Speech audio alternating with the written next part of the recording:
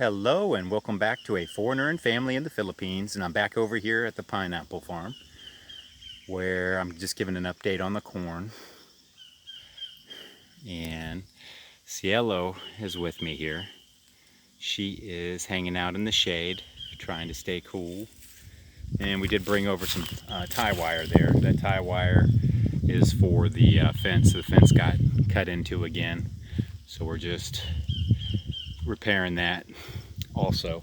But as far as the corn planting goes, it's been 10 days since we planted the corn over here, and this is the other side. The other side looks much nicer. We fertilized that yesterday, but we weren't able to get this fertilized until today, and so we're doing that now. And Cielo, what were the two types of fertilizer that are mixed together that we're putting on this now? Okay, so we put the 14-14 fertilizer and the urea on, and that's at 10 days. And then 30 days from now, we'll be putting on the Fruta, which is 0046 and what's 1846. Okay, so. And on the other field, on the other side of the pineapple farm here, where we planted the corn, we did the plow, and then we did the paragus on it. We did not do the paragus on it here, so it didn't break up the soil on these big chunks of soil. Now, the germination rate looks the same seed. The only difference is over here, these guys germinated, but some of these are just the way the seed is in there with the way the clay is, it bent over the stalk. So this is not a good way to do this. We kind of rushed this. I was told this is a good way, that you can do it this way, and you could probably get away with it, but the yield is going to be significantly lower due to having not paragused it, which is equivalent to harrowing. And typically, I know in the U.S. with the tractor, they'll plow the field, and this wasn't even a plowed field before. Like this is it over here. So this was a little rough. Like it had been used before, but it may have been a year or two since it had been used. So it was pretty overgrown. And then I went through and cleared all the bananas because this is where all the bananas were. So I had to go through and just. The root system of the banana is still there, so all those little baby bananas are sprouting up. So each patch had anywhere from 5 to 15. So I went through and all those little patches and cut those so they wouldn't interfere with the corn here. And what I was getting at with the tractor is if you were planting corn, you'd plow the field, and then you come back a week or two later, harrow the field, and come back a week or two later and harrow the field again, and then it's ready for planting. Well, we just plowed, and then ended up a week later, came back, did the rows, and planted.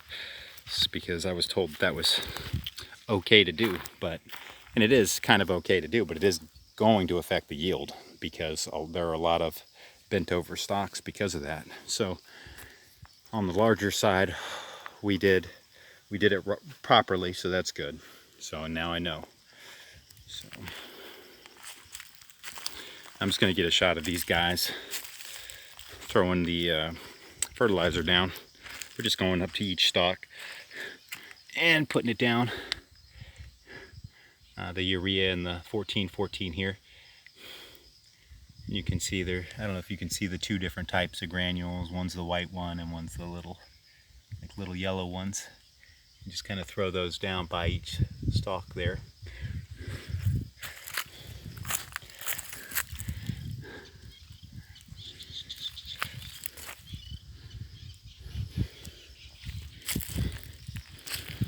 And I've been over here today with a machete trimming some of these trees, and I'm actually coming back to get this branch here. This is the worst one hanging over. I can't believe I was just covered in ants when I was coming through here, and I had just cleared this jackfruit from a weird vine strangulation.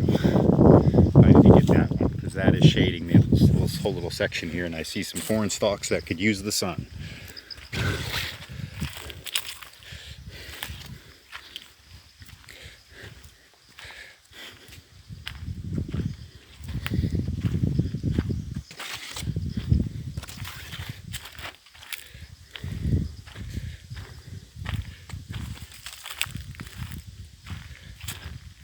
And this is my brother-in-law, Jed, and he's over here fertilizing the corn stalks with the urea and 1414.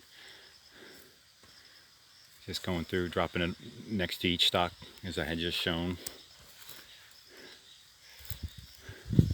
Which is great. We're almost finished with this side over here, and we did the other side yesterday, so then that'll be it for the fertilizer. I have to keep an eye on the weeds. I was pulling some of the big ones out also over here while I was cutting the banana stalks down. And if they get big enough, there is a spray that does kill weeds and doesn't affect the corn. So, and then something interesting here was this big jackfruit tree, actually along this whole perimeter. And we left some of the coffee trees that are in the field. I just kind of want to see what the production is on those later this year. But a lot of these trees at the perimeter, and there are a lot of coffee trees, some lanzones, and a lot of meringue that are, yeah, definitely need pruning and are kind of strangled. See Cielo way over there, still perched in her little shade patch over there. But this jackfruit tree was being strangled by this whatever this plant is, and I see it next to the water kind of frequently. That's a leaf of it there.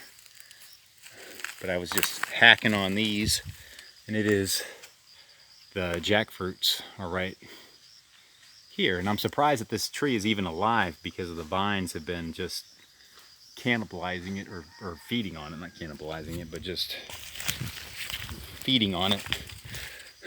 But it still produced some large jackfruits. I don't know if they're ready. I've been wanting to try a better jackfruit. Maybe I'll do a video if I get a good one. I'll do a video on it.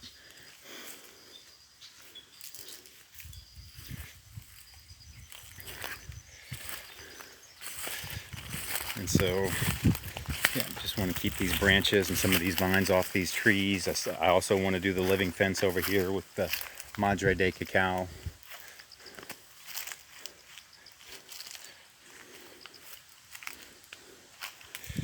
And we have something coming up here. We have some mangoes at another, like 5 big mango trees, but there's such a surplus of mangoes right now, we couldn't find a buyer for the mangoes. So we're gonna try and see if we can find a buyer.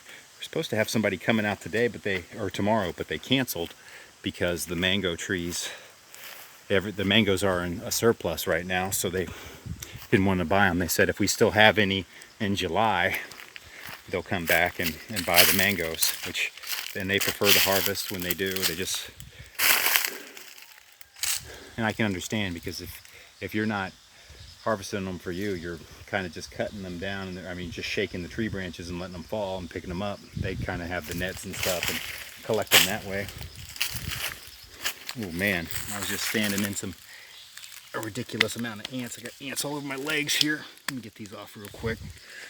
But I came over here because I wanted to look at this tree.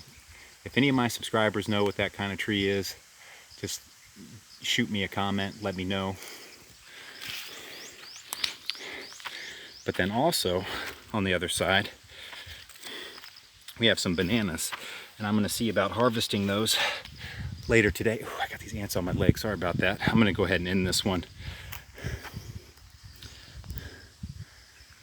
So that's all for now. Please like, comment, share, and subscribe. And please hit that subscribe button. We're trying to reach that 1,000 subscriber mark.